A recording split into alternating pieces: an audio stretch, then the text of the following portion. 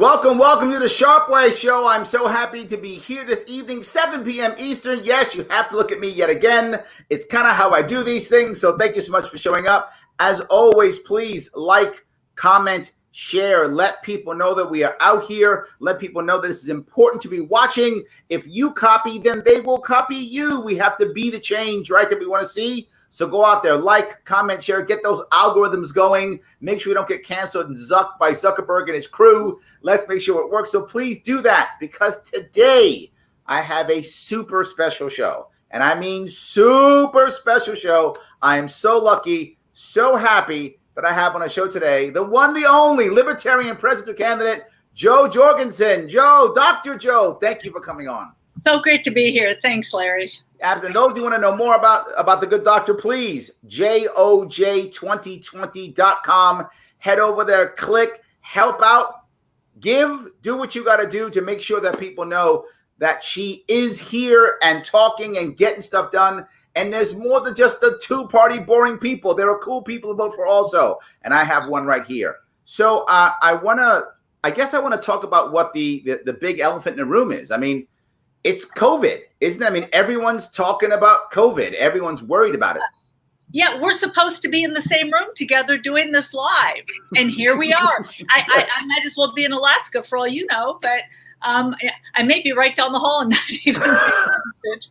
Absolutely. And there's so many problems with COVID. One is, obviously it's an actual disease, the virus that's killing people. And the other part is there's a bunch of fear around it that just, if you're not doing what I think you should be doing, somehow you're evil or bad, and the system and the reaction has been crazy. Please give us some sanity, please.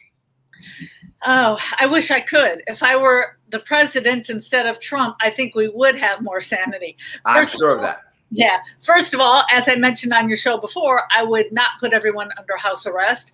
I would not kill tens of millions of jobs. Although when I was here last time, we didn't know, we were only hoping, dreading what was going to happen. We didn't know at the time that it was going to lead to tens of millions of lost jobs, many of them gone forever. So that's just tragic. And what I would have done as president is gotten the FDA out of the way, because once again, the FDA is an obstacle. And to use a medical analogy, basically the government breaks your leg and then expects you to be grateful when it hands you a crutch. And what they did here is they broke our legs. They told us we had to stay home. They kept the testing kits from getting to us, so we couldn't be tested. So pretty much we did have to stay home, because who knows, maybe we were sick since so many people don't have any symptoms. And then they take our money, repackage it, take, of course, a chunk out for overhead, yes, and then give it back to us and pretend to be Santa Claus. And here you go. Aren't you happy that we are giving you money? Now, if Donald Trump and Nancy Pelosi were taking the money out of their back pocket, fine, but they're not. It's not right. And the money has to come from somewhere. And Larry, you know as well as I, the money comes from us. Yes. Or they do the worst thing, which is they either take it from us or they wind up through the Fed taking it from our grandkids. Oh, and that's what it looks like. That's exactly what they're doing. Exactly. Yes, absolutely 100%. So I got a crazy question I want to bring up real fast. Do you have a book on libertarian philosophy that you would recommend? My favorite book of all time is still Animal Farm, which I think explains it all. David Bose actually sent me a book, which I can't wait to read, which I'm sure is very good. I love books by David Bose. And I've read a lot of books by Michael Tanner. Now, I realize the question was philosophy. So, of course, philosophy, I have to go with Ayn Rand, but so many good books out there, hard to choose. Well, always remember, when it comes to Animal Farm, some of us are more equal than others. Yes. Absolutely. As we saw during the coronavirus. And can I point out, most of these people, like Dr. Fauci, like these epidemiologists who were on TV, who were saying, you need to stay home, notice they still got paid. Yes. Cuomo got paid. Trump's getting his paycheck. Well, he's donating it, but still. In theory. In theory, right. All these people are still getting their paychecks. And I saw this epidemiologist on TV who was saying, I think we're opening up too early. Let's make it another 2 months. And she's obviously sitting in her living room with her laptop. And my thought is, well, easy for you to say. I'm sure you get a very nice paycheck. Oh, and by the way, you didn't lose your job. How about right? So some are more equal than others. So we've got people with money, with power, with jobs that can be done remotely, telling the rest of America, guess what? You got to stay home. Well, the worst part is now the government then, does this to us, trashes everything, and then gets mad at the states if they don't act fast enough. This is a secondary, right? If you're the president now, right, how do you react to states who some acted harsh, some didn't, some took their cue from President Trump, some didn't, now some are, now some aren't. And now what's wound up happening, I'm sure you see this, now there's even more people upset, and I think it's hurting our society, right? And that people are now making it to where if you do X, that means you like Trump. If you do Y, that means you hate Trump. And it's crazy. You make a great point, Larry, because you're right. Now wearing a mask has become political. And they have done studies showing that, yes, Republican men apparently are those who wear the mask the least. But we're talking about medicine. We're talking about the human body. The virus doesn't care if you're Libertarian, Democrat, Republican, doesn't care if you're black, white, although, yes, blacks do have a higher rate, although that's probably underlying health. But we all have human bodies, and this should be a human choice, not a political choice. And once again, but see, here's the thing, is what's going on is we've got Democrats and Republicans having this fake war, having this fake controversy about do we stay home, do we not, do we wear masks, do we not, to think that we have a choice with Democrats and Republicans, but we don't. It's a fake choice that really the only alternative is the Libertarian Party, but they're making it seem as though there is a choice.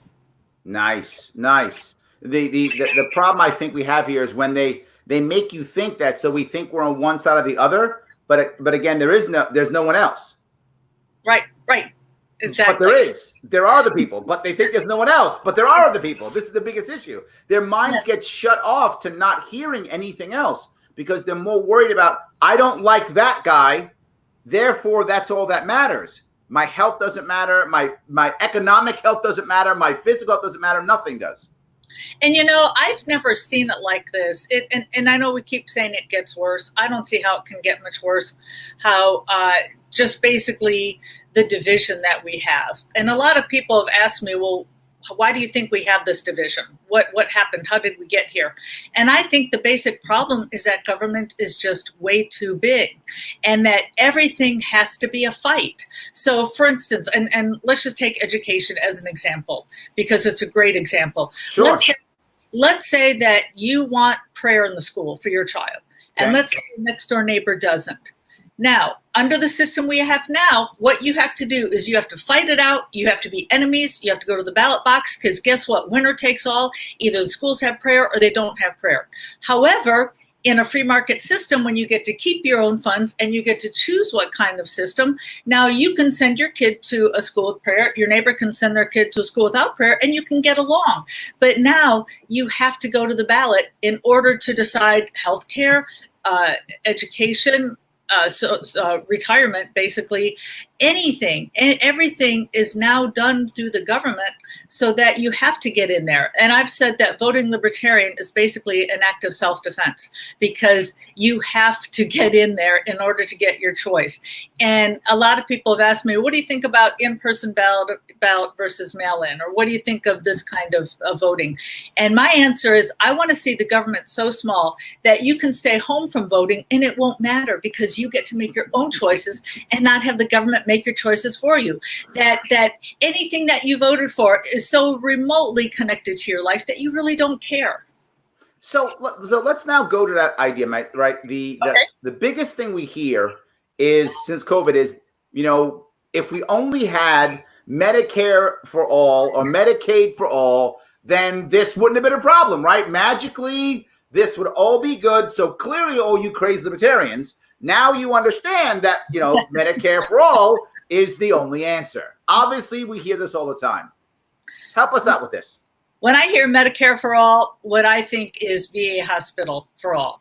And one of the things that Dr. Fauci and these other people have said is, okay, you have to stay home with the virus because we don't have enough hospital beds. We don't have enough ventilators. So here's the question. Why don't we have enough hospital beds? Why don't we have enough ventilators? Because of the government, because they've got certificate of need laws that you cannot build a hospital, you can't build a clinic, you can't even buy an MRI machine without getting permission and showing that you have cause. Well, why not just let people build a clinic, and if it goes bankrupt, it goes bankrupt? That's what every other industry does. Why not have the medical industry fight for our dollars the way car dealerships, computer manufacturers, and even grocery stores fight for our dollars? So why do we need the government in charge? And ever since the government got heavily involved with healthcare, putting more dollars in it, that's when prices started to skyrocket. So I guess the worry is, look, I'm being devil's advocate, right?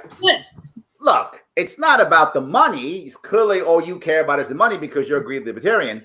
It's about people, you know, being able to survive this virus, which is killing us all. Don't we want to have government involved so that we can make sure we have enough beds and we can just order them to have more beds? See, we'll use the government to order them and then the beds will appear.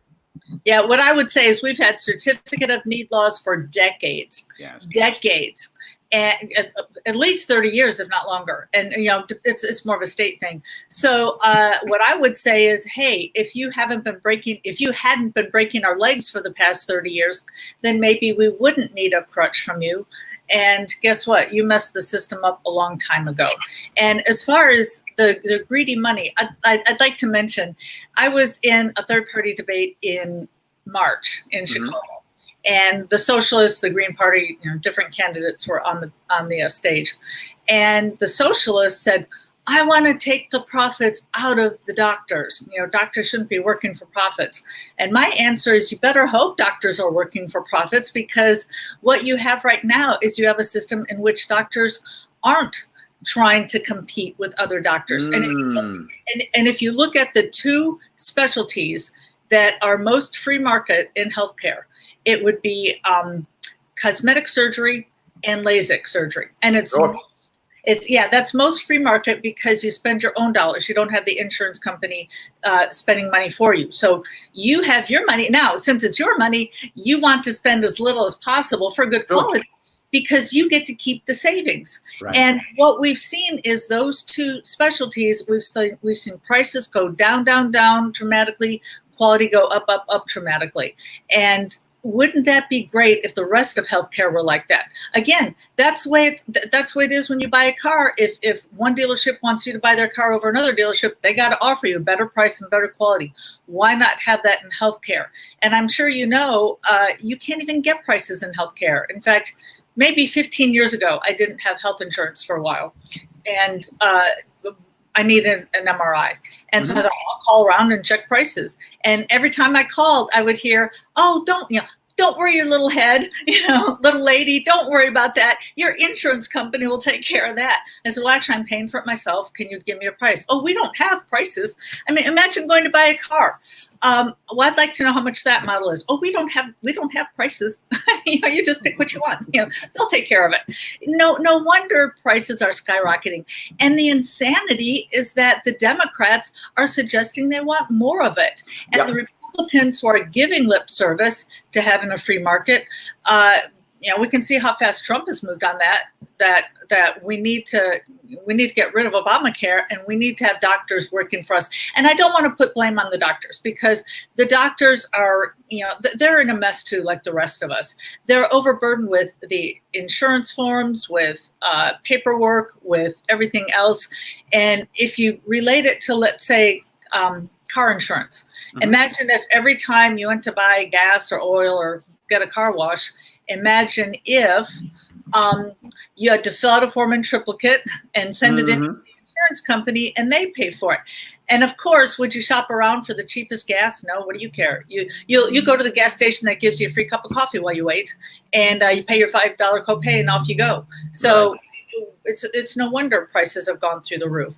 And once again, government is at the root of that. So what do you think is the biggest part when you're president? Is the biggest part using the bully pulpit? Is the biggest part trying to change law? Is the biggest part trying to influence insurance companies? Like, how does a president? What we're talking about here is, as everyone knows, it's a massive undertaking, right? It's a massive undertaking. We've got insurance, hospital cartels. You've got everyone who's lobbyists, right? Big pharma. I mean, there's so much there. How does a president begin this process of kind of tearing this down or fixing it? What's the beginning? First of all, Medicare and Medicaid. And you make a good point as president, because a lot of these laws are at the state, and I can only handle at the federal level. Sure.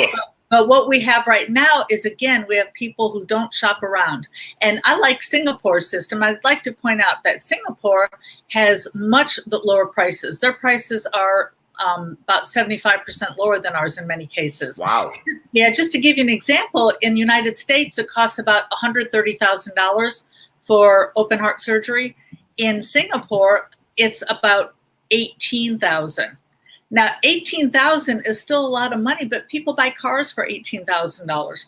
Right now, if you're in this country and the insurance company doesn't okay your surgery, you're kind of stuck over there.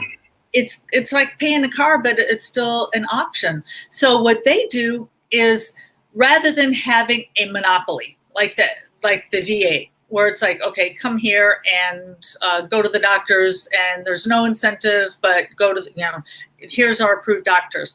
Instead, they put healthcare dollars actually in people's accounts, and then the citizens actually go around with those dollars and shop. And actually, it works here. It has worked here in the United States. The state of Indiana put something like this in, and they actually funded the accounts. And what's interesting is, and again, you never spend somebody else's money as well as you spend your own.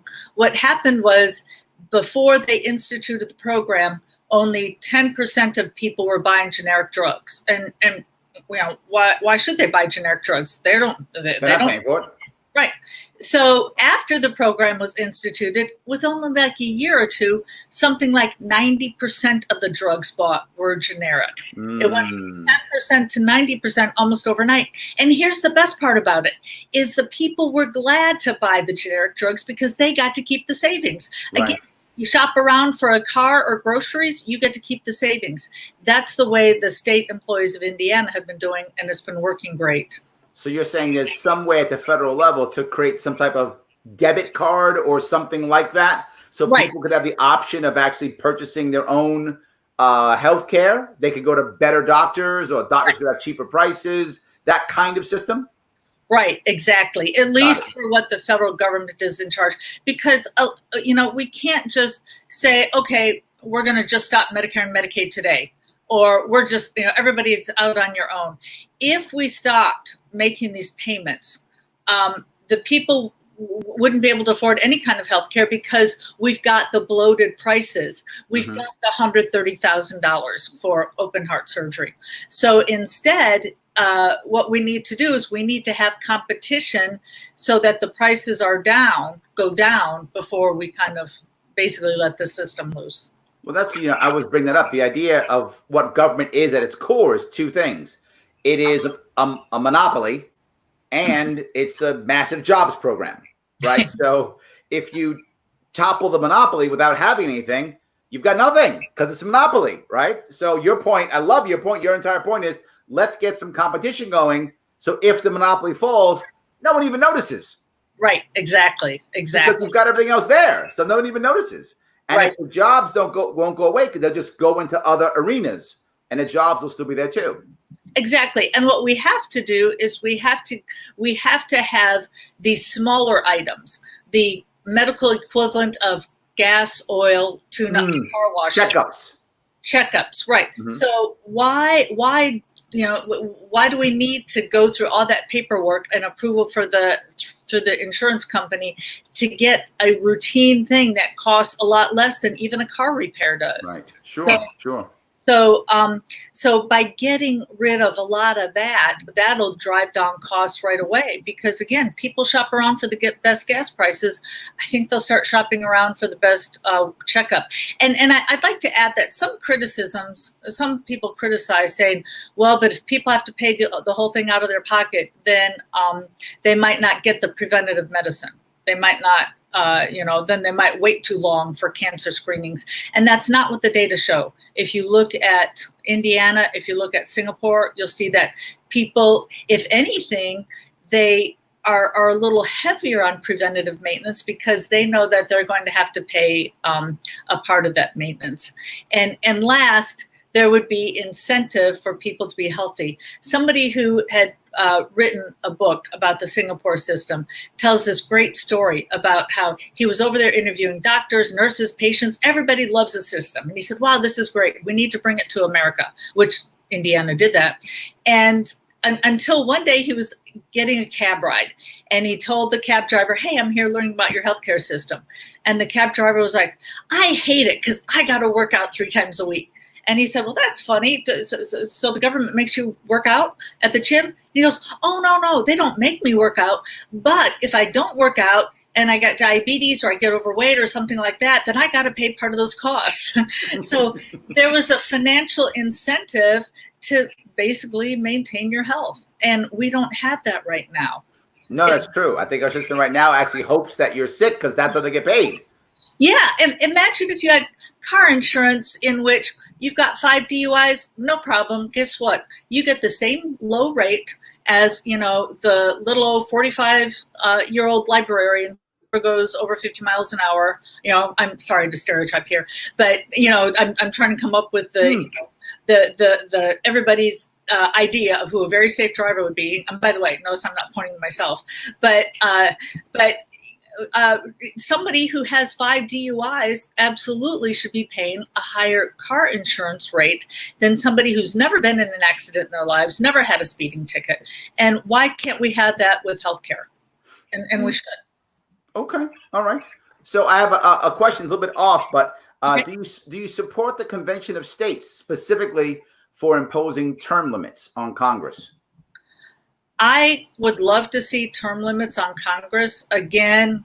And this is, I realize this is a controversial topic. It is. Because I, on the other hand, the argument against it is that, well, instead of the politicians having power, now the political parties will have power and they can move around their politicians like chess pieces. So either one is not the ideal. Again, my goal is to get government so small that we don't need term limits, because if we look at who's in Washington now, it's people who are power hungry, people who like Animal Farm, who are more equal than others. Yes. And when our Constitution was written, the whole idea was that the citizen statesmen would go to Washington, pass laws for a couple months, and then go home and live under those laws. Mm-hmm. Joe Biden has never lived under a law that he has passed for the past 40 years. And a lot of people don't know this, but after they passed the Civil Rights Act, race, creed, color, so forth, you can't discriminate. A lot of people don't know that Congress didn't have to follow that same rule. And I saw an interview with a prominent Democratic congressman who was asked, well, don't you think that Congress should have to do the same thing? Shouldn't you pass a law? So, shouldn't you be under that jurisdiction? And he kind of puffed up his chest and said, I should be able to hire whoever I want. And this is after passing the law. Wow. That us. So not only do they not go home to live under the laws, but they've got this nice little bubble in Washington. By the way, no, I'm not. This isn't because I went out to a nightclub last night. Here at the convention, just to let the viewers know, they take your temperature. You can't get in without your temperature. You're safe. So no, not a late night of partying. Okay.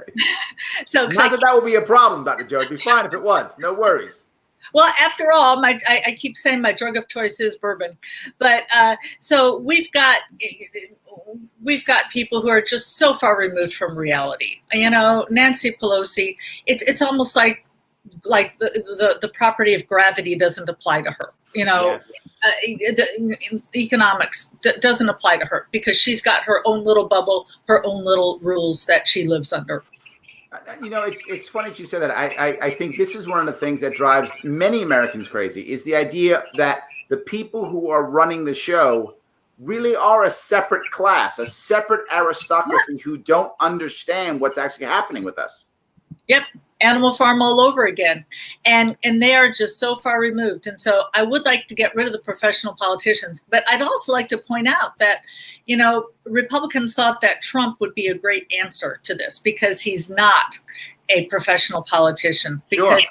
he came in as a supposed outsider. And that's why all the polls got it wrong, because people voted for him who hadn't voted in decades or never voted. Well, now what do we have? Increased deficits. We've got people being told to stay home. We've got the CARES Act. And my response to the CARES Act is, yeah, they care all right for their special interests and lobbyists. So, this is a great point. Let me go down this road. Now they've done this, right? They put us away. CARES Act comes out. Financial devastation for tens of millions of Americans. Businesses gone, jobs lost, homes will be lost. There's going to be a bunch of evictions coming up here. People being displaced. How do we get out of this without what everyone's going to start saying is there's got to be some form of government bailout, right? Everyone's going to be talking about government bailout. Everybody's going to want a government bailout. Is the government bailout our only option? Is that the only we can do, or is there another option? How do we get out of this? No, we need the opposite. We need as many dollars out of the government as possible. In fact, research is pretty clear that if you put the same amount of money in the private sector as you do the government sector, you get twice as many jobs. So instead of putting, if you think about it, if jobs programs, if we give the money to the government to go out and create these jobs programs, the money has to come from somewhere. It's coming from taxpayers who could have spent their own money. And personally, I would rather be spending my money in my local town, local businesses, not going to these big corporations, not going to the people that Washington, that gives Washington their contributions to run their campaigns. So once again, Animal Farm. Yeah. Okay. So when people, this obviously big business is going to cry for a bailout, right? Airline industry is going to say, probably hotels, I would assume, probably all the hospitals that we told them they can't take other patients, right? We forced them into not taking the profitable patients and forced them to taking COVID patients, no matter what, we forced them to doing that. And many of them lost money. A lot of them are going to be claiming bankruptcy. Is it the right answer to do some type of bailout for the essentials or no? Again, the money is better spent by individuals and bureaucrats.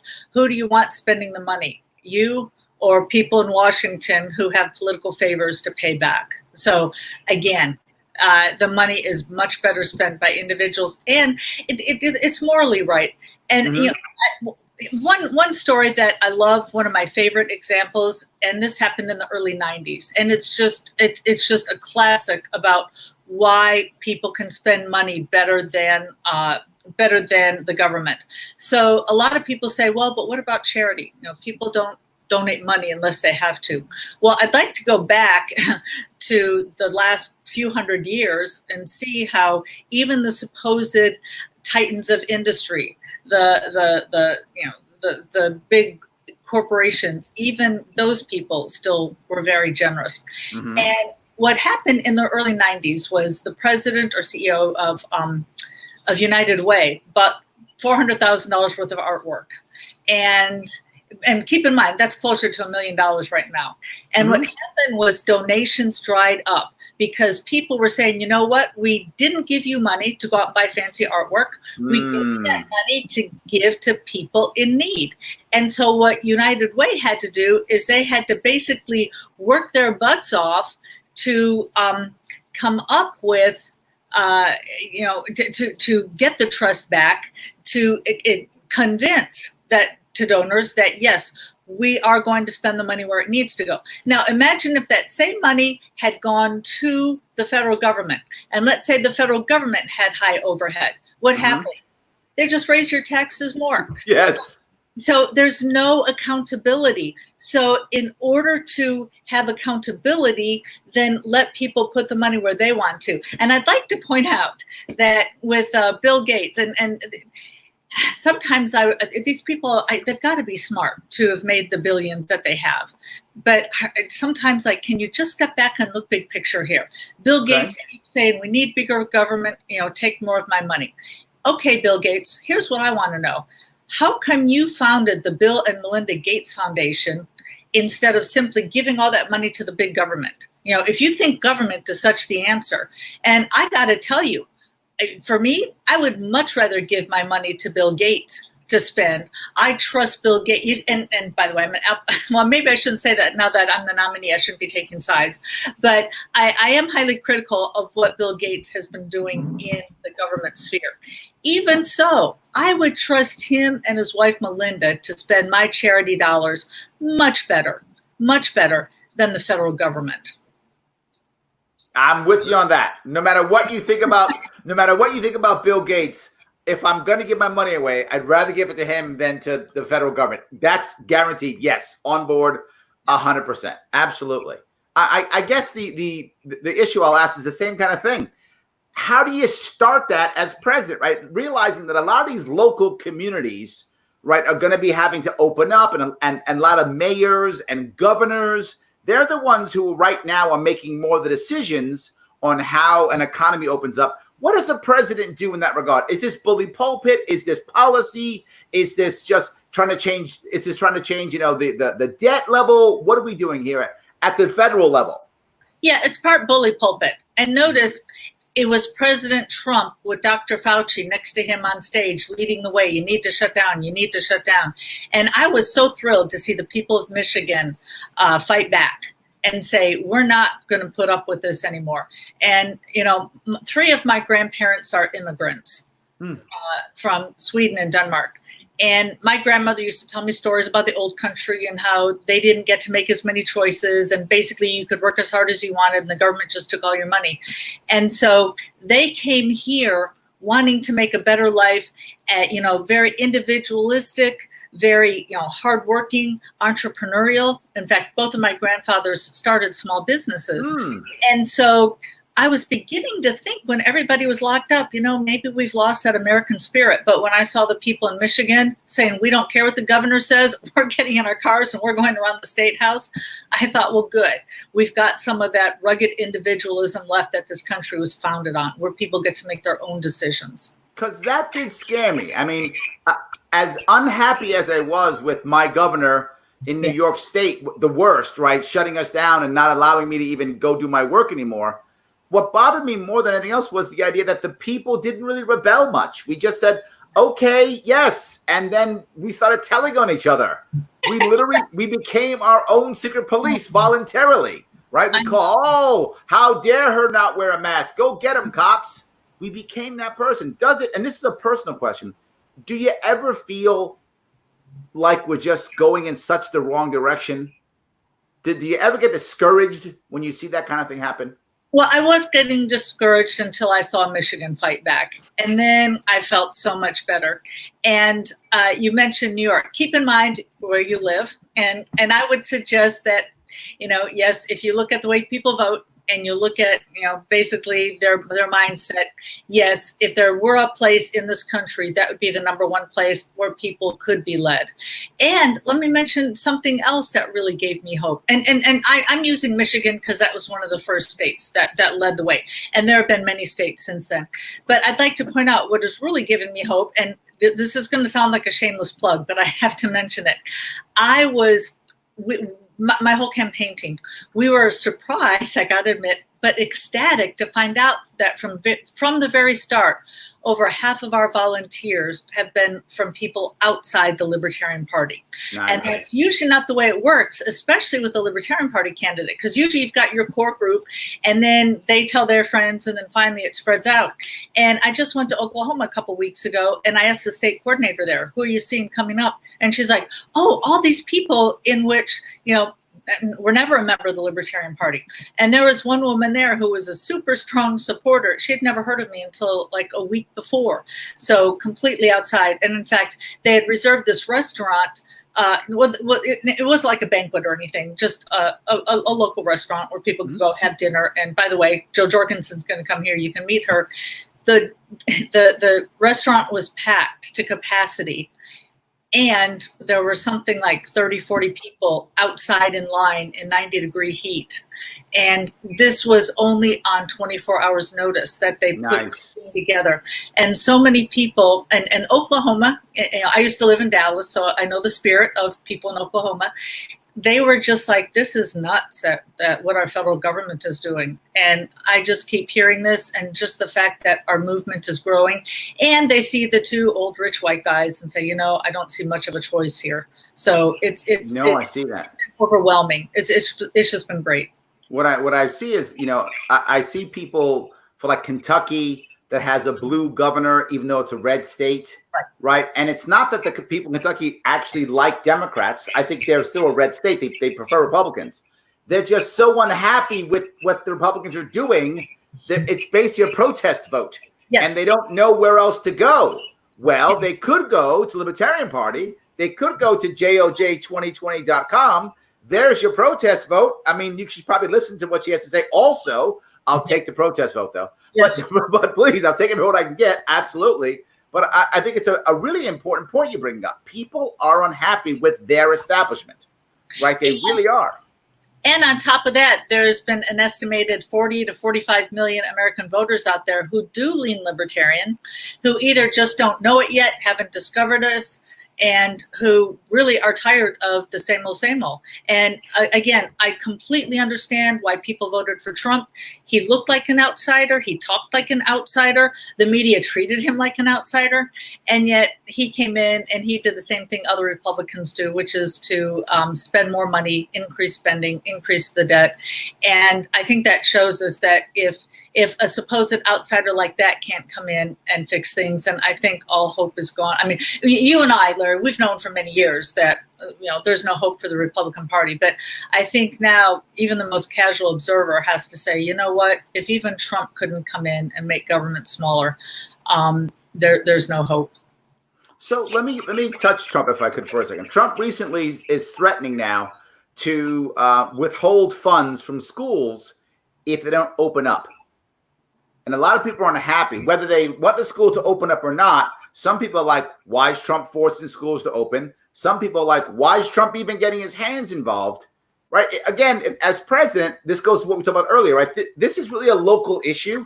I mean, the federal government obviously has its fingers in it because they're giving money out, right? So that's how the DOE makes its money and makes things happen by using its cash give outs. As president, what's your step here? How do you open up schools, or do you? Well, first of all, on my list is to get rid of the Department of Education. We've had it around for 40 years. Not only has education not gotten better, some would argue that it's gone downhill. And a lot would argue that. Yes. And in fact, I teach at Clemson University, and I can tell you that when the new textbooks come out, and I'm not speaking about my school in particular, okay? I'm just talking about college textbooks. I get sample textbooks all the time from publishers. Hey, use our textbook. And in the beginning, they always tell you changes that they've made from the previous version, right? And pretty much every single time, we've taken the reading level down a notch. We've taken. Oh yeah, they've been doing that ever since I started teaching in 2006.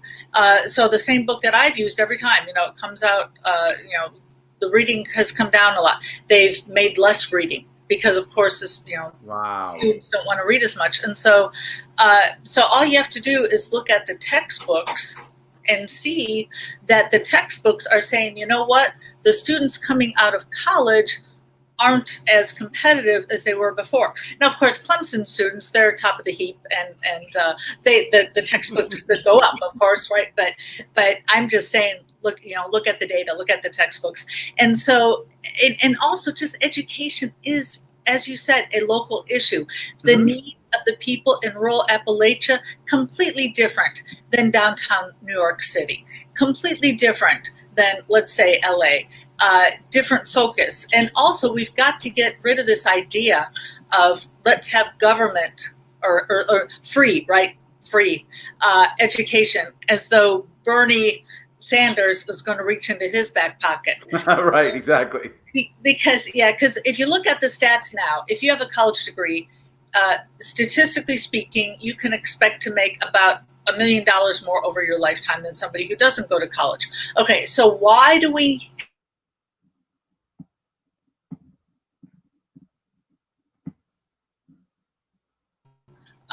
and people who are cashiers are paying their taxes to a system which will then give free college to people who are going to become doctors, lawyers, and accountants? Absolutely. That's obscene and it's immoral. And I would say let the doctors, lawyers, and accountants pay for their own schooling. That makes total sense. They're getting the benefit. Why shouldn't they pay for it? Exactly. So Absolutely. it seems so simple. So, Dr. Joe, I want to say I'm glad you came on. Is there anything you want to bring up before we wrap this up? No, I would say I would love for all of your viewers to go to my website, joj2020.com. And as I mentioned, we're seeing a lot more non-libertarians, and not because the libertarians aren't interested, because they are, but we've just had so many people come in. And if you're not as politically minded, hey, just please vote for me in November, and to vote for what you really want. Oh, I love that. Vote for Joe in November and vote for what you really want. How could I possibly end the show on a better note than that? Head on over to joj2020.com. Dr. Joe, thank you so much for coming aboard. And everybody, thank you so much for watching. Oh, so glad to be here. Thanks, Larry. All righty.